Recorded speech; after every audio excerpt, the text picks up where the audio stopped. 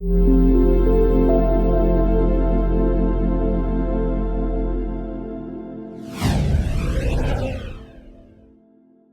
book of Genesis chapter 42. Joseph's brother go to Egypt. When Jacob learned that there were grain in Egypt, he said to his son, "Why do you just keep looking at each other?" He continued, "I have heard that there were grain in Egypt. Go out there and buy some for us, so that we may live and not die." Then 10 of Jacob's brothers went down to buy grain from Egypt. But Jacob did not send Benjamin, Joseph's brother, with the others, because he were afraid that harm might come to him. So Israel's sons were among those who went to buy grain, for there were famine in the land of Canaan also. Now Joseph was the governor of the land, and the person who sold grain to own its people. So when Joseph's brother arrived, they bowed down to him with his face in the crowd. As soon as Joseph saw his brother, he recognized them, but he pretended to be a stranger and spoke harshly to them. "Where did you come from?" he asked. "From the land of Canaan," they replied, "to buy food." Although Joseph recognized his brother, they did not recognize him. Then he remembered his dream about them and says to them, "You are spies. You have come to see where our land is unprotected." "No, my lord," they answered. "Your servant has come to buy food. We are all the sons of one man. Your servants are honest men, not spies." "No," he said to them, "you have come to see where our land is unprotected." But they replied, "Our servant were 12 brothers, the son of one man, who live in the land of Canaan. The youngest is now with our father, and one is no more." Joseph said to them, "It is just as I told you, you are spies, and this is how you will be tested. As surely as Pharaoh lived, you will not leave this place unless your youngest brother comes here. Send one of your number to get your brother. The rest of you will be kept in the prison, so that your words may be tested to see if you are telling the truth. If you are not, then as surely as Pharaoh he lived, you are spied." And he put them on in custody for 3 days. On the third day, Joseph said to them, "Do this and you will live. For I fear God.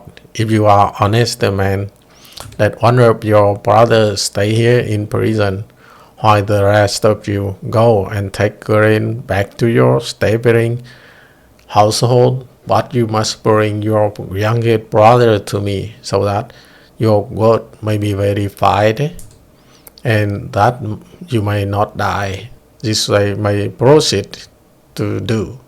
They said to one another, "Surely we are being punished because of our brother. We saw how distressed he was when he pleaded with us for his life, but we could not listen. That's why this distress has come on us." Reuben replied, "Didn't tell you not to side against the boy, but you couldn't listen. Now we must give an accounting for his blood." They did not realize that Joseph could understand them, since he was using an interpreter. He turned away from them and began to weep, but then came back and spoke to them again. He had Simeon take from them and bow before their eyes.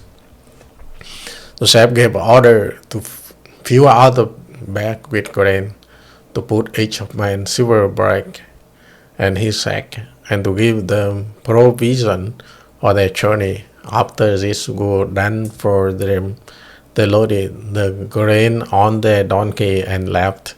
after the place where they stopped for the night. One of them opened his sack and get feed for his donkey. And he saw the silver in the mouth of the sack. My silver has been returned.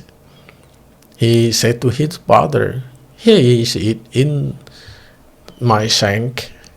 Their heart sank, and they turned to each other, trembling, and said, what is it that God hath done to us? When they came to their father Jacob in the land of Canaan, they told him all that had happened to them. They said, the man who is Lord over the land spoke harshly to us and treated us as though we were spying on the land. But we said to him, we are honest men, we are not spies. We were 12 brothers, son of one father. One is no more, and the youngest is now with our father in Canaan. Then the man who is Lord over the land said to us, this is how I will know whether you are honest men. Leave one of your brother here with me and take food for your starving household and go. But bring your youngest brother to me, so I will know that you are not spy, but honest man. Then I will give you your brother back to you, and you can trade in the land. And they were emptying their sack. There in each man's sack were his browse of silver. When their father saw the money pouch, they were frightened.